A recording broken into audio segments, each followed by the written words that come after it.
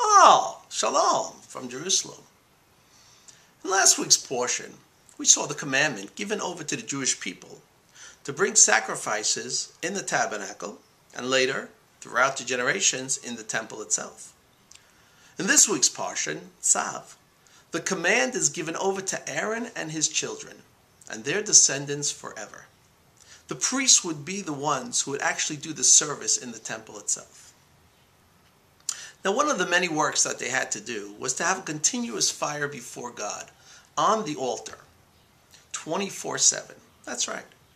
Even on the Holy Sabbath, wood was brought to the altar and burnt, because in the temple, there was no shvut, there was no laws of Sabbath.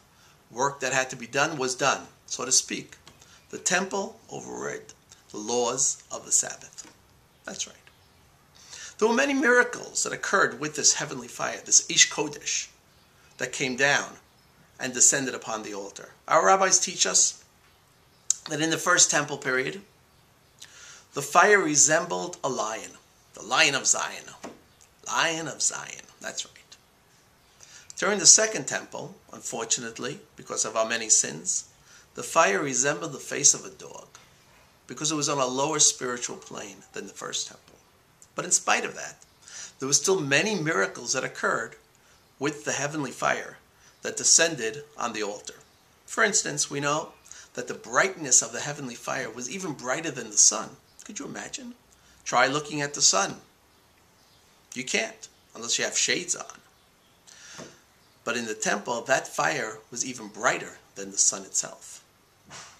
The fire consumed not only dry matter, but also liquids, for we know that the Nisuch HaYayin, the libation wine, which was poured on the altar every single day, never put out the heavenly fire.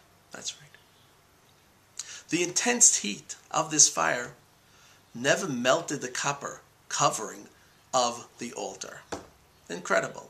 And not only that, but the Kohanim, the priests, who worked and brought the sacrifices on top of the altar, who walked around barefoot, never had their feet burned. That's right. Many miracles occurred with this heavenly fire, the Eish Kodesh. It never went out for over 100 years. The fire was continuous on top of the altar. But still, in spite of this heavenly miracle, open miracle that occurred every day with this fire on top of the altar, it was still a commandment to the children of Aaron to bring wood on top of the altar. That's right. Why? Why would this be needed? Why would this be needed if it's such an open miracle that occurred with the fire on top of the altar? Well, certainly God's bringing down this fire. It could sustain itself without having to add wood. But the answer is that it lacks the participation of the Kohanim, of the priests. It's done nothing. We must participate in all the building and all the activity that takes place, not only in the temple, but in our daily lives also. One cannot rely on miracles. One must do his utmost, get off the bench, roll up his sleeves, and build a country. Only then do we have the open miracle that we see today taking place. The Jewish people returning to its land after 2,000 years of exile and rebuilding it into a splendid place. One of the greatest nations in the world today. Oh, an open miracle, sure.